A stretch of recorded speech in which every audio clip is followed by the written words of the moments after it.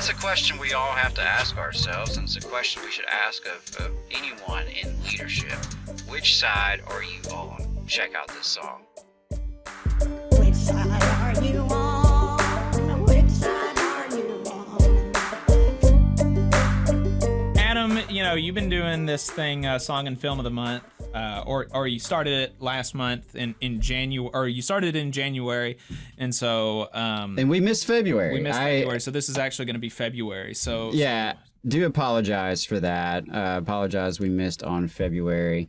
So did want to go through a film of the month, a song of the month that are relevant to the labor movement. There are a lot of great movies, a lot of great songs out there about our labor movement and about working people. So I want to highlight, a selection each month just to let folks know. Appreciate the folks who have been sending in contributions.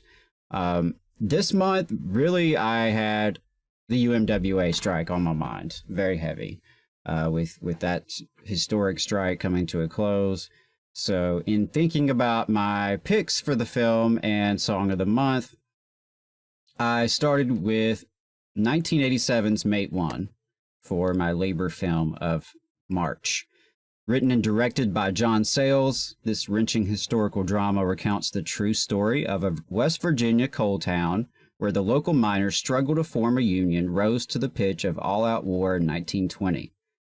When Matewan's miners go on strike, organizer Joe Kinahan, played by Chris Cooper in his film debut, arrives to help them, uniting workers white and black, Appalachia-born and immigrant, while urging patience in the face of the coal company's violent provocations.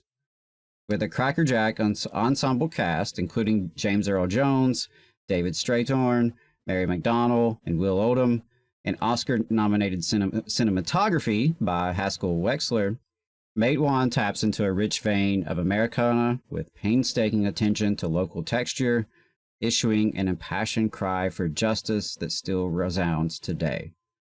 That is from the Criterion Collection.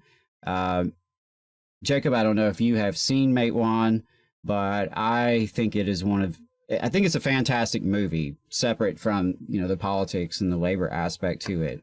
The company thugs are so hateable. They do a great job with that. Villain. It's always better when you really, really have a reaction to a villain. And the two company thugs that come to town are just such creeps. The things that, a couple of scenes or moments in the film that really stood out. I would say the dynamic of the workers themselves and the diversity of the workers. So this is a West Virginia coal town during the West Virginia Coal Wars of 1920.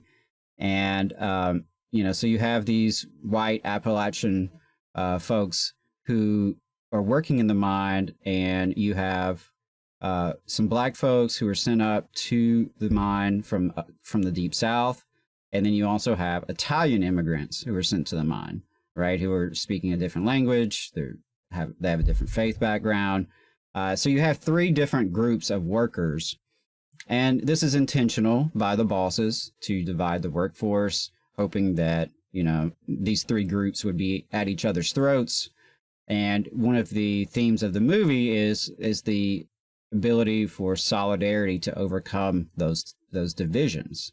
And so you see throughout the film, the black workers, the Italian workers, the West Virginia workers start to organize collectively and start to come together and start to get to know each other, and start, where there once was maybe fear and prejudice, there becomes solidarity and understanding and collaboration. So I really love the movie. I love the message of the film. John Sayles is, a very pro-labor director and writer, which we don't always get in Hollywood, obviously. So some great performances in the movie. If you have not seen Matewan, please do check it out. Put it on your radar. The ending is, I don't want to spoil the ending, but the ending will definitely affect you, I think. I don't know how it couldn't. And if you're at all interested in the history here, I want to plug from a while back, a deep cut from the show in our back catalog would be our interview with Dr. Chuck Keeney, who wrote the road to the Battle of Blair Mountain, I believe is the official title of that book. But he's involved with the West Virginia Mine Wars Museum. And so, yeah, if you're interested in the history there, in fact, I think Chuck Keeney has some kin folks to some of the characters in the movie. So yeah, definitely recommend checking that out. That is my labor film of the month, 1987's Matewan. You can check it out through Criterion Collection. So for our labor song of the month, sticking with the theme of the miners' strike, I wanted to stick with something that you've already heard, actually. You hear it every episode. You hear at least a little bit of it. And that, of course, is Which Side Are You On by Florence Reece. The song came out in the early 30s. In 1931 is when she wrote it, after her and her children were accosted by a group of men said to be working for the owners of a mine during a strike in the early 30s. So she came from a union background. Her father was a coal miner who was killed in the mines. Her husband was a union organizer in Kentucky who died slowly of black lung. So, Florence Reece was not really a singer. She never claimed to be a singer, but she was definitely of and by and for the union movement. And that's, it's reflected in her song, really. I think not just in the lyrics, but like in the passion in her voice, you can hear it. So like a lot of folk songs, its melody came from a hymn, Lay the Lily Low.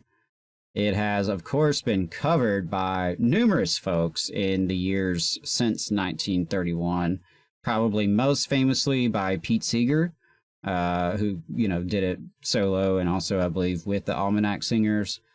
Billy Bragg has also covered it, as well as the Dropkick Murphys. So if you want a more modern twist on the song.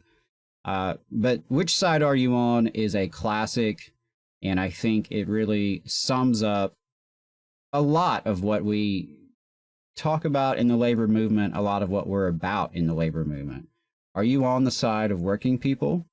Or are you on the side of the bosses? Are you on the side of labor? Or are you on the side of capital? Right? Are you on the side of the striking workers who are fighting for a better life, for dignity, for their families and their community?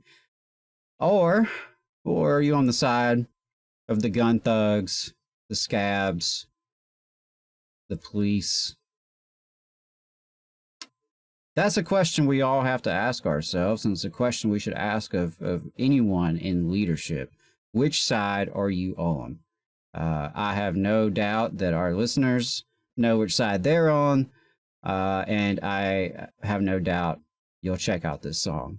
Which Side Are You On by Florence Reece, 1931.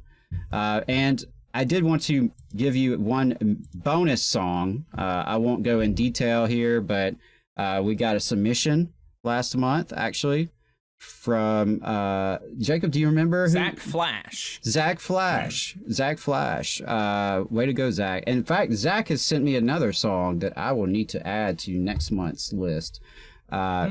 But Zach sent us Ordinary Man by Christy Moore. And that's Christy, Christy Moore. I found it on Spotify.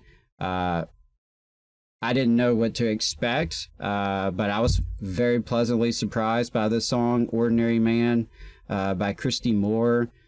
Talks all about, life as an ordinary working class person, and devoting your life to the factory before it shuts down, and you're kind of left high and dry.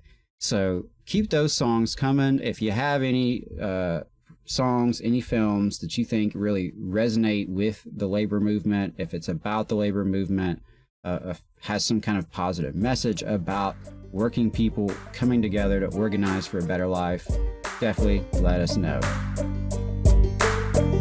You just saw a clip from the Valley Labor Report. We are live every Saturday morning from 9:30 a.m. till 12:30 p.m.